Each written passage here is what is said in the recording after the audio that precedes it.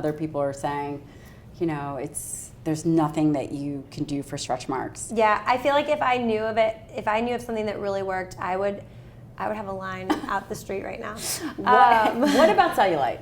Cellulite can be improved with certain aesthetic procedures. And again, with all these things, it's improvement, not perfection. But cellulite's another one that is very genetic. And I'll have people come in that are this teeny tiny and they have cellulite. So it's not always something that has to do with weight per se, but that can definitely be a factor. And it's not a magic fat, right? It's not some kind of No, it's just normal fat. different- It's the fibers. So if you look at what cellulite is, we have little fat pockets, and on the side of the fat pocket, there's little fibrous connective tissue. Think of them as like rubber bands. And then once that fat pocket is full of fat, the rubber bands, the septae, get pulled down under pressure. And so where they're pulled down, you see that dip in the skin, or that dent. And so cellulite is more so the kind that you could like kind of stick your thumb in and see that it's like a little dent or a spot, and that's a cellulite dimple. So those, we do have some aesthetic treatments. There's no topicals that will reduce that. What you have to do is you have to either release those bands. And that would be surgical or not necessarily? Not necessarily surgical. There's treatments out there called Selfina, and there's an injectable now that we have that actually eats away at the collagen of those bands, that will give you some improvement. Or weight loss sometimes will help. But again, if you're somebody who's already at your goal weight and super tiny and has it, weight loss really isn't the answer for you. So that's why it just kind of depends on, if it's a weight loss issue or if there's certain targeted spots, then you would be a really good candidate for one of those treatments. Basically what you're saying is that there is no magical topical cream. Yes. That is going to work. I feel like that's what people want when they ask that. I think that's what people want. There is not, maybe someday though, that's the cool thing about aesthetic medicine. This world is ever evolving, and we have new technologies and treatments literally every day. So I'm confident in this lifetime we'll see something good. I get a lot of questions about Botox, injectables. Do I think that they're safe? And it's interesting, in I think the space of health and wellness, you will have people that are super healthy, doing their whatever juice cleanse, but definitely in line for Botox and filler. For sure. And you look at some of these comments online, and people are, they're so judgmental about injectables.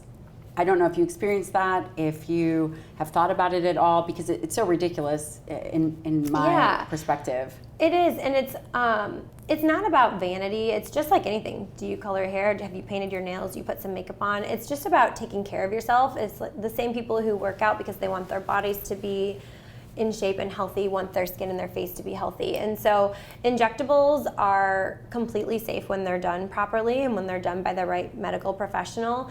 Botox, for example, has been used in the human body for ages, and we use it for a lot of therapeutic reasons. Time magazine did a really cool article on this years ago on I think it was the 1,000 uses of Botox, and it's the prostate, the bladder, neuromuscular disorders.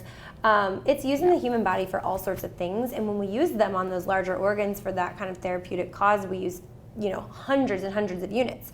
When we're doing little cosmetic Botox on the face, we're using 25 to 50. So it's a very small amount, but even in those larger doses, it's very safe. And when you break it down the way that the drug acts on the body, it's actually safer than Tylenol. And I'll explain that to patients, and they'll be like, wow.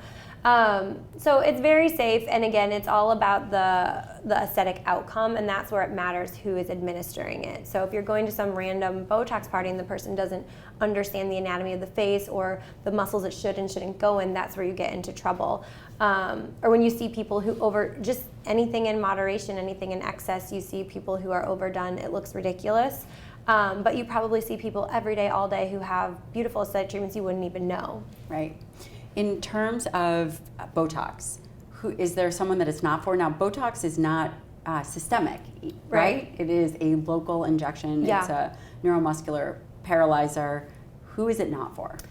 Believe it or not, there's not many contraindications with Botox. There's a few things. Myasthenia gravis is one that's an ultimate no, and then sometimes Guillain-Barré. But outside of that, pretty much everyone is a candidate for Botox. I mean, we'll do a thorough health history and just make sure nothing stands out. There's certain times I have people refrain if they're breastfeeding, pregnant.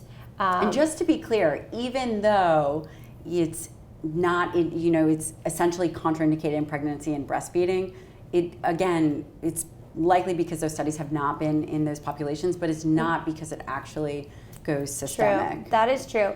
It's we don't have those FDA-approved trials to say, as a practitioner, I can't say, yes, this is completely safe because we don't have the clinical data to support that.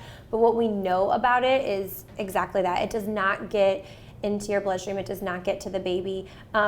Actually, I have a story. When I was pregnant with the twins, I was seeing an MFM, a maternal fetal medicine specialist, because identical twins are high risk.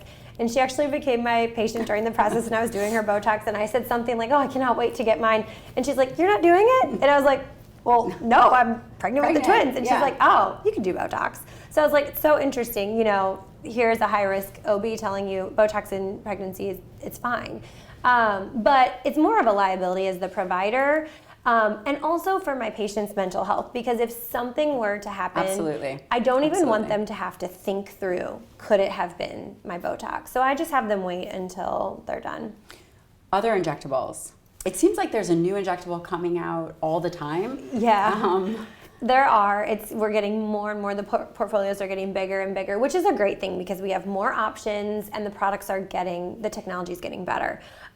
Filler is a big one, and so those are going to be your hyaluronic acid fillers, and those are made from hyaluronic acid, which is a carbohydrate that's in our bodies. It's naturally occurring, so they're very safe, and they actually are completely reversible. So that gives a lot of people peace of mind knowing if you try filler and you don't like it or you want to tweak something, we always keep the enzyme on hand. It's called hyaluronidase, and that's an enzyme that can be injected into the filler and it just breaks it up. But without it, fillers last a long time. So your fillers last anywhere from 1 to 2+ years. And fillers think revolumization. So the big thing that happens to the face as we age is we lose volume. So our fat pads in the face, those atrophy. And as we lose fat, why does it have to? I know. Why can't it atrophy in your butt? It's not fair because it just atrophy grows on your butt. This makes no sense. That's a massive design flaw. Yeah, it's not fair. So we try to restore those fat pads because you have to think when you lose the fat in the face, that tissue that was once supporting and lifting everything up is now gone. So it's like the balloon has been deflated. Everything is just dropping. Our folds get heavier. We feel more laxity in the lower face. So when we revolumize with fillers, we kind of lift everything back up a little bit, restore those volumes.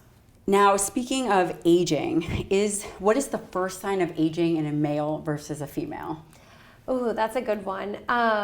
It's going to depend, but I would say just with society, I think males get away with certain things that females don't, and males can have certain lines and wrinkles and it makes them sexy, whereas a female, like the salt and pepper, hair, whereas a female, it's like, oh, we can't have those lines, we look mad or mean, So I think it depends because on males, I would say more of them are concerned with their crow's feet around their eyes. I feel like I get a lot of men who have the deep smile lines around their eyes. Do you guys do Botox, or they're more interested in prevention of deeper lines and maintaining their elasticity? I have a lot of male patients, but I would say my male patients aren't as good about preventing as they are correcting. They'll come in once the lines are there and they're like, hey, I've been noticing these lines, I want to minimize them. Do they have a stigma, like, don't tell anyone I'm coming in to get Botox? It's probably 50-50. I feel like some do, and then some just own it, and they're like, hey, what's up? I'm on my way to my Botox appointment, I want to look good too. So especially, business professionals, people out in the workforce, they want to look good and they want to look their part, and so they want to feel good. So I think that the stigma has definitely gotten so much better over the years. I mean, 13 years ago, nobody talked about these things. It was so hush-hush, and now everyone talks about it, everyone does it, and hopefully people just share what they do so they can help other people.